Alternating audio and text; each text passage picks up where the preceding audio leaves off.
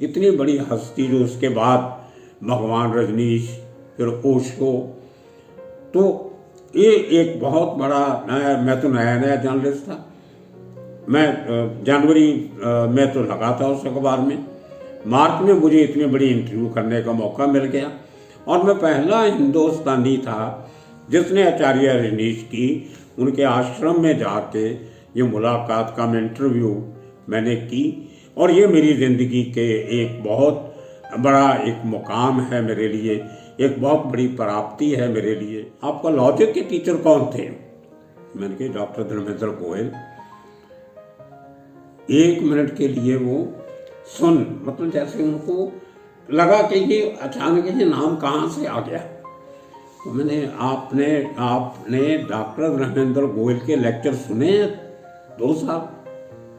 मैं क्या, हाँ जी, मेरे प्रोफेसर थे तो सुनने थे, लॉजिक पढ़ाते थे हमें, मेरे पर्सनल लेवल पे उनसे अच्छी ट्यूनिंग है। बोलते फिर तो आप गुरु भाई हो गए। He had a good laugh, हंसे, एंड दैट उनकी जो हंसी थी दैट वाज किलिंग, मतलब आपको मारने वाली हंसी थी। इतना खुश आदमी, जैसे दिल से हंसता है वो आदमी, दिल से खुश होता है। बोलते मैंने जिंदगी में सबसे ज़्यादा अगर सीखा है तो डॉक्टर धर्मेंद्र गोयल की लॉजिक्स की बुक पढ़ के सीखा है। मैं उनका स्टूडेंट नहीं रहा, मैंने उनकी खाली किताबें पढ़ी हैं और मैं उनका फैन हूँ, उन पर फिदा हूँ। और आपने 2 साल उनके लेक्चर आमने सामने बैठ के सुने हैं, तो आप तो मेरे से बड़े आचार्य हो। मतलब डॉक्टर धर्मेंद्र के गोयल के नाम से वो आदमी मेरा गुरु भाई बन गया, जिसको पूरी दुनिया आचार्य मानती थी। पंजाबी अखबार में काम करता हूँ, हमारी रीडरशिप सारी सरदार जी लोगों की है और हम सब मुंबई से ये पेपर निकलता है जहाँ पे पंजाबी बहुत कम है, सरदार बहुत कम है। तो अगर आप एक अपनी तस्वीर मुझे आपकी कोई पड़ी हो जिसमें आपने पगड़ी बांधी हो, तो वो अगर दे दे तो मुझे बहुत अच्छा लगेगा हमारे रीडर्स को। तो बोलते हैं तो नहीं, लेकिन हम पगड़ी बांध लेते हैं। तो माँ शीला को बोले वो संत को बुलाओ, बोले पगड़ी लेके आए, उसके पास पगड़ियाँ हैं, मुझे मालूम है। वो बाहर जाता है आश्रम से, तो पगड़ी बांध के जाता है कि उसको कोई पहचाने नहीं। उसको बोलो एक साफ पगड़ी जो धो के रखी हो तो लेके आए। तो उसने इंटरकॉम से जाके बोला, तो थोड़ी देर के बाद संत भाई मेरा पटियाले वाला वो सफ़ेद रंग की पगड़ी एक लेके आया, 2 बढ़िया। तो संत ने रजनीश जी के सर पे पगड़ी बांधी, सफ़ेद रंग की पगड़ी, और वो पगड़ी बांध के फ्लोइंग बियर्ड, पूरी दाढ़ी मूछ पूरी लंबी, चेहरे पे नूर, आंखों में नूर और ऊपर सफ़ेद पगड़ी, और जो वो फोटोग्राफ उसकी खींची।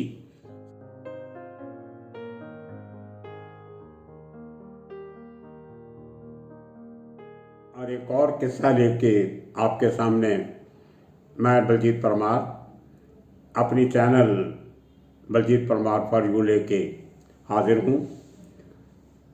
अच्छी खबर ये है कि पिछले रविवार को जो हमने प्रोग्राम आपके सामने पेश किया था राजेश खन्ना जी का, वो उसकी इतनी मकबूलियत हुई, इतना आप लोगों को पसंद आया कि मुझे इतनी उसकी आशा नहीं थी। It was beyond my imagination.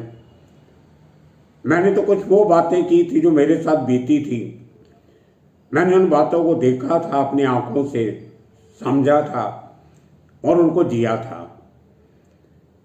और आपने जिस किस्म का हुंगारा दिया, जो रिस्पॉन्स आप लोगों की आई, वो काबिले तारीफ थी।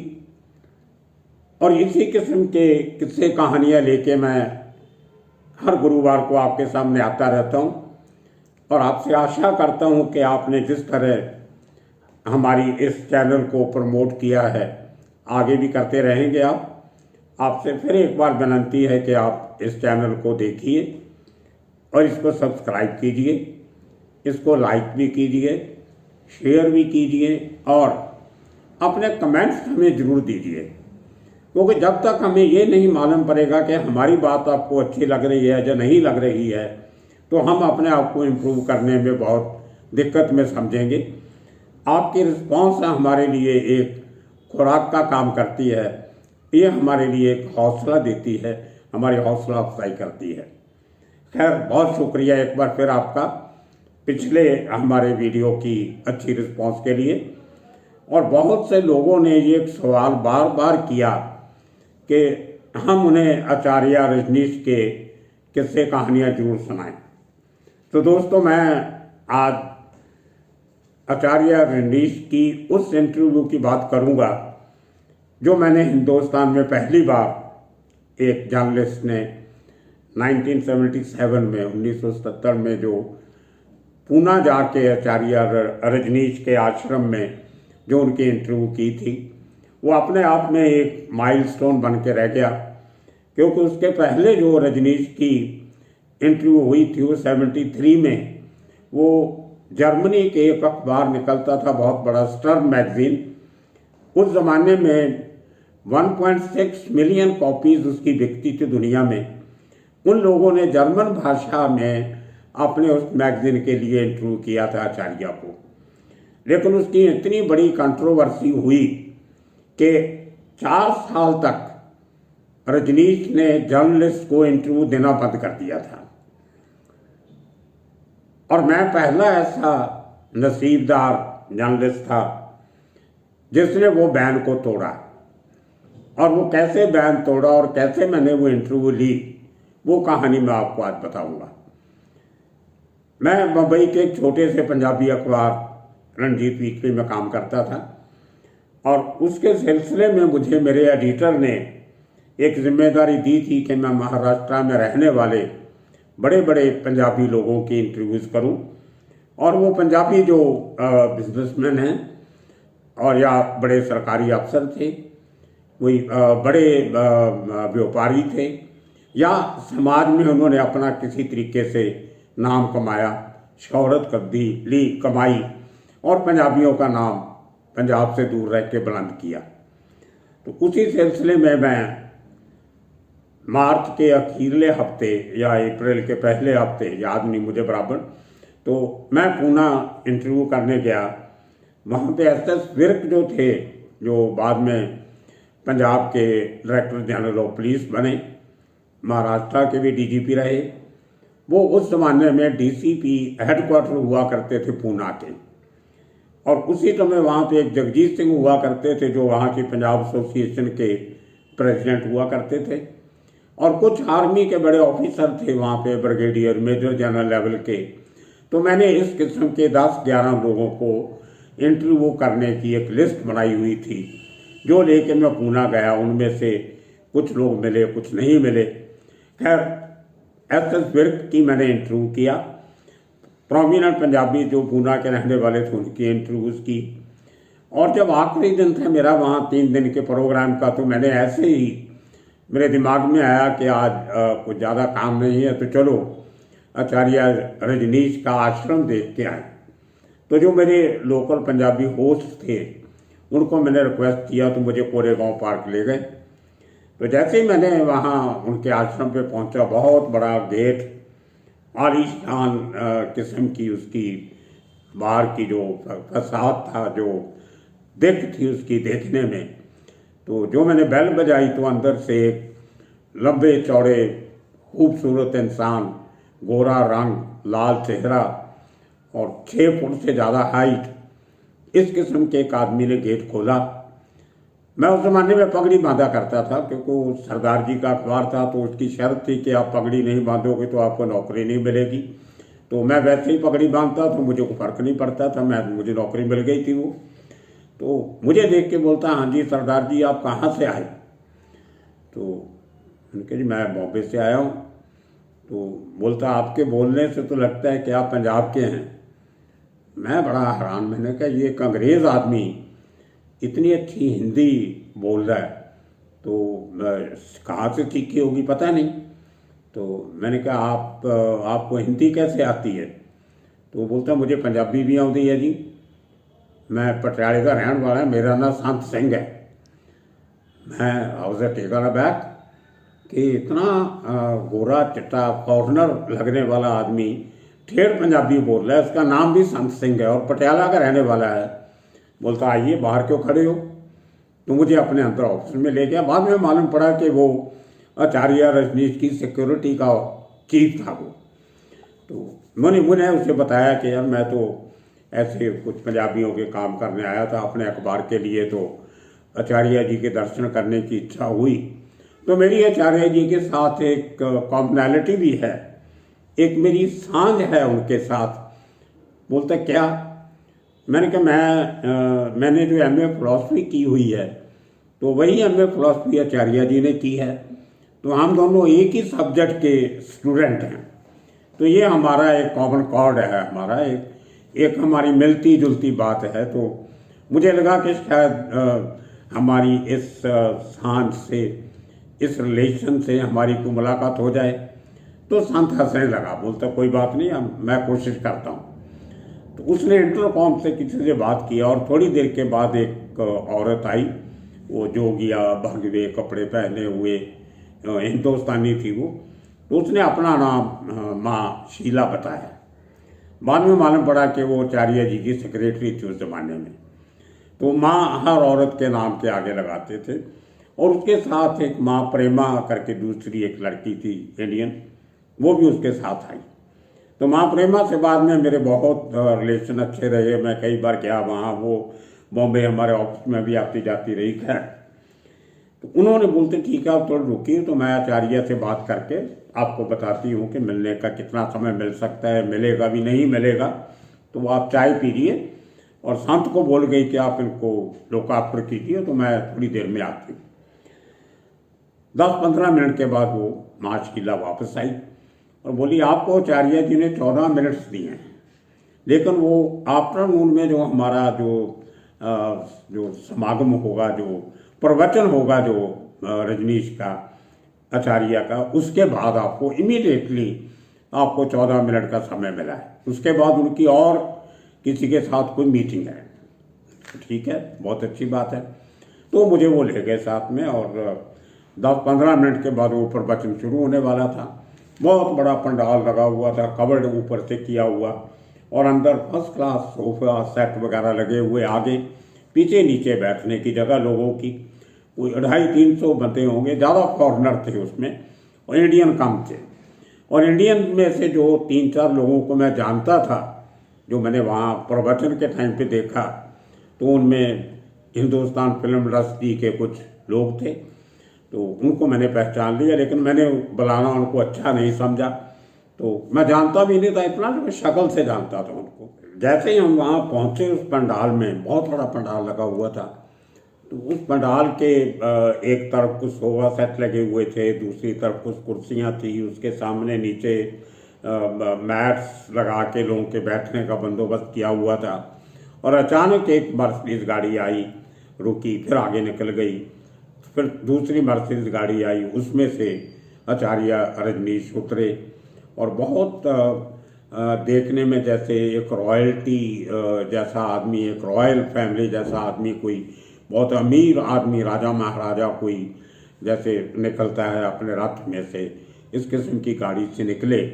और वो फ्लोइंग रोब्स, खुला पहना हुआ चोगा नमा, और हाथ पूरी सलीब, उनकी बाजू पूरे ढके हुए, और एक बहुत बड़ी घड़ी पहनी हुई बाएं हाथ में। तो मैं सब नोट कर दूँ को पहली जो रो थी सोफे वाली, उसमें मुझे बैठाया गया था। मेरे साथ एक और आदमी था, 2 कुर्सियाँ खाली थी और सामने लोग और बैठे थे दूसरी साइड पे। ऐसे लगा जैसे कोई अचानक एक आदमी कहीं से प्रकट हो जाता है, एक अचानक उसकी आमद होती है। तो रजनीश गाड़ी से निकले और बड़े नपे तुले कदमों से, जैसे फूलों के ऊपर आदमी चलता है या ऐसे चले कि उसके पाँव को तकलीफ नहीं हो, इस किस्म की चाल से। और उनका चेहरा भी ग्लोइंग फेस, ऐसे लगता है जैसे कोई मेकअप वगैरह भी किया हो, प्रेजेंटेशन इतनी अच्छी थी उनकी। तो विद दैट रॉयल ऑरा वो हैलो लेके अपने साथ वो आए। हार्डली 10 कदम की दूरी पे उनकी बहुत बड़ी एक तख्तनुमा कुर्सी बनी हुई थी, जिसके ऊपर आके वो बैठे। और जब आए तो कोई खड़ा नहीं हुआ, उनको इंस्ट्रक्शन थी कि कोई खड़े होके वेलकम करने की फॉर्मेलिटी नहीं थी कोई वहाँ पे, जो मुझे बहुत अच्छी लगी। सब लोग अपनी जगह पे बैठे थे, आचार्य आके अपनी जगह बैठ गए। एक आदमी आया, उसने एक माइक उनके सामने रखा और एक रिमोट कंट्रोल माइक उस टाइम पे मैंने पहली बार देखा था। वो हैं जो वायर पर ही माइक हुआ करते थे, वो एक रजनीश को आके हाथ में दे दिया और उनका प्रवचन शुरू हुआ। वो मेरे हिसाब से 20 मिनट का वो प्रवचन था, जिसमें उन्होंने कुछ 3-4 लतीफ़े भी सुनाए, जिनको सुन के लोग बहुत हंसे। और कहीं कोई ऐसा नहीं था कि वो कोई धार्मिक किस्म का माहौल जैसे लगता है कि आप किसी मंदिर में हो या किसी धार्मिक स्थल पे हो। एक ऐसे लगता है जैसे एक थिएटर है, एक ड्रामा हो रहा है, एक और लोग देख रहे हैं। तो वो एक एक्सपेरिमेंटल किस्म की वो सारा माहौल था। तो मैं देख के उनका प्रवचन खत्म हुआ, उसी तरह फिर वो गाड़ी आई, उसी तरह आचार्य आहिस्ता आहिस्ता चलते अपनी गाड़ी में बैठे, गाड़ी में बैठ के चले गए। और मैं सोच रहा था कि शायद ये एरिया जहाँ पे ये पंडाल बना हुआ है बहुत बड़ा एरिया होगा और इनको चलना, इनका जो घर जहाँ पे रहते होंगे बहुत दूर होगा, तो इसलिए ये गाड़ी आती है लेने, उनको छोड़ने लेके जाती है। तो ख़त्म हुआ तो मुझे माँ शीला और माँ प्रेमा ने स्कॉट किया और बोले चलिए आपका इंटरव्यू का वक्त हो रहा है। हम वहाँ से निकले, 10 कदम दूर पे आचार्य रजनीश का जो घर था उनका। और मैं बोला इतनी दूर के लिए आचार्य जी इतनी बड़ी बड़ी गाड़ियों में बैठ के आते हैं। खैर वो उनका काम था। तो हमारे जिस कमरे में मैं गया, वो कमरा होगा कोई 30 फीट बाई 30 फीट का बहुत बड़ा हॉल जैसा कमरा। उसमें 2 कुर्सियाँ थी सिर्फ, एक बड़ी कुर्सी आचार्य जी के लिए और एक छोटी कुर्सी वो थी जिनको मिलने वाले और जो उनके जो श्रद्धालु थे, माँ शीला, माँ प्रेमा या और भी थे आदमी 2-3, वो खड़े रहते थे, बैठते नहीं थे वो। और उस कमरे की जो दीवारें थीं, चारों दीवारें, दरवाज़ों को छोड़ के कोई खिड़की नहीं थी उसमें, और वो दीवारों से नीचे से लेके ऊपर तक किताबें ही किताबें थीं। और ऐसे लगता था कि वो दीवारें जो हैं वो जो कमरा है वो ईंटों से नहीं बना है, उसकी दीवारें ईंट पत्थर की नहीं हैं, किताबों से बनी हैं। ये पहला इंप्रेशन जो मुझे वहाँ बैठ के लगा। एक प्राइवेट घर में एक कमरे में इतनी किताबें ज़िंदगी में मैंने पहली बार देखी थी। खैर आचार्य जी आए, बैठे थे पहले मेरे जाने से, मैं गया, नमस्कार किया और मैं बैठ गया। और पगड़ी बांधी हुई थी तो मुझे बोलते हैं आप पंजाब से सरदार हो? मैंने कहा हाँ जी मैं पंजाब से हूँ, सरदार फैमिली से भी हूँ। तो कहाँ पढ़े आप? मैं पंजाब यूनिवर्सिटी चंडीगढ़ से पढ़ा हूँ। क्या पढ़ाई किया आपने? मैं तो इंटरव्यू उनके लेने गया था, वो मेरी इंटरव्यू शुरू कर दिए। क्या पढ़ाई की आपने? मैंने कहा जी मैंने MA पंजाबी की है, लिटरेचर की, और उसके बाद मैंने MA अंग्रेजी लिटरेचर की और उसके बाद मैंने 76 में MA फिलॉसफी कर लिया। MA फिलॉसफी किया आपने? मैं क्या हाँ जी। तो आपका लॉजिक के टीचर कौन थे? मैंने कहा डॉक्टर धर्मेंद्र गोयल। 1 मिनट के लिए वो मतलब जैसे उनको लगा कि ये अचानक ये नाम कहाँ से आ गया। तो मैंने आपने डॉक्टर धर्मेंद्र गोयल के लेक्चर सुने हैं 2 साल? मैं क्या हाँ जी मेरे प्रोफेसर थे तो सुनने थे, लॉजिक पढ़ाते थे हमें, और मेरे पर्सनल लेवल पे उनसे अच्छी ट्यूनिंग है। बोलते फिर तो आप गुरु भाई हो गए। He had a good laugh, हंसे, एंड दैट उनकी जो हंसी थी दैट वाज किलिंग, मतलब आपको मारने वाली हंसी थी। इतना खुश आदमी, जैसे दिल से हंसता है वो आदमी, दिल से खुश होता है। बोलते मैंने ज़िंदगी में सबसे ज़्यादा अगर सीखा है तो डॉक्टर धर्मेंद्र गोयल की लॉजिक्स की बुक पढ़ के सीखा है। मैं उनका स्टूडेंट नहीं रहा, मैंने उनकी खाली किताबें पढ़ी हैं और मैं उनका फ़ैन हूँ, उन पर फिदा हूँ। और आपने 2 साल उनके लेक्चर आमने सामने बैठ के सुने हैं, तो आप तो मेरे से बड़े आचार्य हो। मतलब डॉक्टर धर्मेंद्र के गोयल के नाम से वो आदमी मेरा गुरु भाई बन गया, जिसको पूरी दुनिया आचार्य मानती थी। तो ये एक सबब ज़िंदगी में बनना होता है, जिसको हम मौका मेल भी कहते हैं। एक कुछ इंसिडेंट्स ऐसे होते हैं जो आपको किसी के करीब ले जाते हैं। खैर ये बातें करते करते पता नहीं समय कब निकल गया, और मैंने तो कोई इंटरव्यू ज़्यादा की नहीं, बातें ही होती रहीं धर्मेंद्र गोयल जी की, फिलॉसफी की, लॉजिक की और सिखिज्म की। जब मैंने बताया कि मैं तो आपके इंटरव्यू करने आया था, तो मैंने देखा कि माँ प्रेमा और माँ शीला बार बार घड़ी देख रही हैं कि 14 मिनट तो कभी के निकल गए, और आज दूसरे लोग इंतज़ार कर रहे हैं रजनीश से मिलने की, और वहाँ बैठ के हम बातें कर रहे हैं लॉजिक की, डॉक्टर धर्मेंद्र गोयल की। तो करते करते मैंने उनको बोला, ख़त्म हुआ तो मैंने कहा देखिए मेरी एक रिक्वेस्ट है कि अगर आप मैं पंजाबी अखबार में काम करता हूँ, हमारी लीडरशिप सारी सरदार जी लोगों की है, और हम सब मुंबई से ये पेपर निकलता है जहाँ पे पंजाबी बहुत कम है, सरदार बहुत कम है। तो अगर आप एक अपनी तस्वीर मुझे आपकी कोई पड़ी हो जिसमें आपने पगड़ी बांधी हो, तो वो अगर दे दे तो मुझे बहुत अच्छा लगेगा हमारे रीडर्स को। तो बोलते हैं तो नहीं, लेकिन अब पगड़ी बांध लेते हैं। तो माँ शीला को बोले वो संत को बुलाओ, बोले पगड़ी लेके आए, उसके पास पगड़ियाँ हैं मुझे मालूम है, वो बाहर जाता है आश्रम से तो पगड़ी बांध के जाता है कि उसको कोई पहचाने नहीं। उसको बोलो एक साफ पगड़ी जो धो के रखी हो तो लेके आए। तो उसने इंटरकॉम से जाके बोला, तो थोड़ी देर के बाद संत भाई मेरा पटियाले वाला वो सफ़ेद रंग की पगड़ी एक लेके आया, दो बढ़िया। तो संत ने रजनीश जी के सर पे पगड़ी बांधी, सफ़ेद रंग की पगड़ी, और वो पगड़ी बांध के फ्लोइंग बियर्ड, पूरी दाढ़ी मूछ पूरी लंबी, चेहरे पे नूर, आंखों में नूर, और ऊपर सफ़ेद पगड़ी। और जो वो फोटोग्राफ उसकी खींची, संत ने भी खींची, माँ प्रेमा ने भी खींची फोटोग्राफ। तो बोलते जी आपको 1-2 दिन में फोटोग्राफ आपके ऑफिस में पहुंच जाएंगी, आपके बॉम्बे के ऑफिस में। मैंने कहा जी ठीक है, बहुत कुछ। और जब मैंने सब बोले और गुरु भाई और बताइए मैं आपके लिए क्या कर सकता हूँ। मैंने कहा सर बहुत आपका शुक्रिया, आपके दर्शन हो गए। और मुझे जो सबसे ज़्यादा अच्छा लगा जो एक आपने किताबों की दीवारें जो बना रखी हैं, मैं भी कोशिश करूँगा मेरा अपना एक घर हो जिसमें इतना बड़ा कमरा हो और मैं इतनी किताबें इकट्ठी करके वो किताबों से मैं एक घर बनाऊँ तो अच्छा लगेगा। ही फेल्ट वेरी हैप्पी, उसको अच्छा लगा।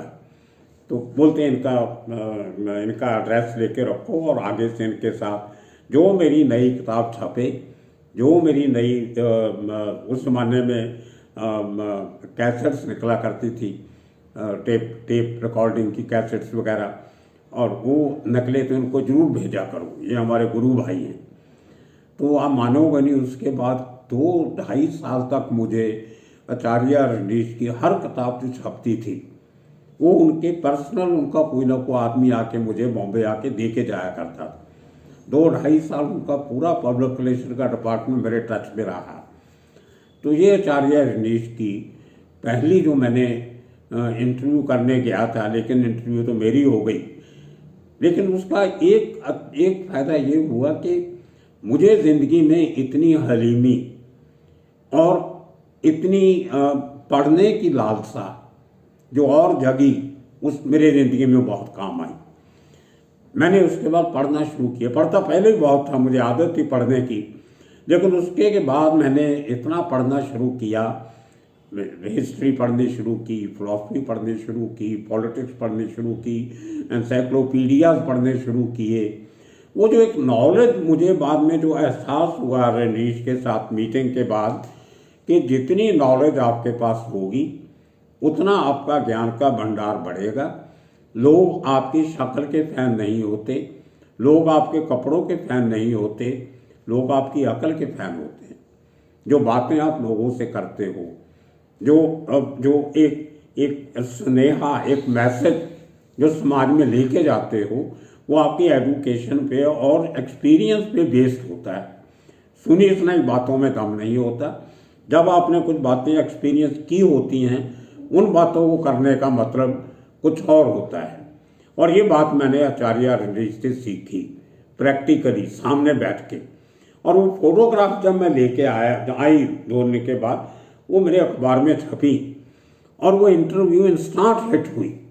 पहले सफ़े पे हमारे रणजीत वीकली के उस पंजाबी अखबार में वो इंटरव्यू छपी और वो फोटोग्राफ्स इतनी हिट हुई कि उस ज़माने में इलस्ट्रेटेड वीकली एक अंग्रेज़ी का अखबार मैगज़ीन निकला करता था, टाइम्स ऑफ इंडिया ग्रुप का। तो उन्हें वो फोटोग्राफ पसंद आई, हमसे फोटोग्राफ खरीदी। उन फोटोग्राफ का मुझे क्रेडिट भी मिला कि कर्टसी बलजीत परमार, और उनके मुझे पैसे भी मिले। उसके बाद मुझे बहुत सारी किताबें मिली, आचार्य रजनीश को सुनने का मौका मिला, जो कैसेट मेरे पास आती थी। और जापजी साहब के ऊपर जो उनकी जो व्याख्यान था वो पहली कैसेट मेरे पास आई बॉम्बे में, और मैंने उसकी कॉपियाँ करा के लोगों को बांटी बॉम्बे में। तो ये एक मेरा लाइफ का बहुत बड़ा एक्सपीरियंस था। इतनी बड़ी हस्ती जो उसके बाद भगवान रजनीश, फिर ओशो, तो ये एक बहुत बड़ा मैं तो नया जर्नलिस्ट था। मैं जनवरी में तो लगा था उस अखबार में, मार्च में मुझे इतनी बड़ी इंटरव्यू करने का मौका मिल गया, और मैं पहला हिंदुस्तानी था जिसने आचार्य रजनीश की उनके आश्रम में जाके ये मुलाकात का इंटरव्यू मैंने की। और ये मेरी ज़िंदगी के एक बहुत बड़ा एक मुकाम है मेरे लिए, एक बहुत बड़ी प्राप्ति है मेरे लिए कि इतने एक पढ़े लिखे इंसान से, इतने एक डाउन टू अर्थ इंसान से मेरी मुलाकात हुई, जिसने मुझे मेरे आने वाली ज़िंदगी में मुझे बहुत मुतासिर किया। और आज के दिन के लिए, इस गुरुवार के लिए आपके साथ मैं ये बातें करना चाहता था, साझी करना चाहता था। और अगले गुरुवार कुछ और इसी किस्म की बात लेके फिर हाजिर होंगे आपके पास। लेकिन तब तक ये मत भूलिएगा कि आपने Baljeet Parmar for you channel को देखना है, इसको सब्सक्राइब करना है, इसको शेयर भी करना है, लाइक भी करना है, और अपने कमेंट्स जरूर देने हैं। क्योंकि जब तक कमेंट्स नहीं दोगे, हमें आपके दिल में क्या है वो मालूम नहीं पड़ेगा। आप क्या सुनना चाहते हो वो हमें नहीं एहसास होगा। सो इसी आशा के साथ कि हमारा आपका राब्ता बना रहेगा, इस आज के दिन के लिए इतना ही। अगले गुरुवार को कुछ इसी किस्म की नए किस्से कहानियाँ लेके मैं बलजीत परमार फिर हाजिर होऊंगा। तब तक के लिए शुक्रिया, धन्यवाद।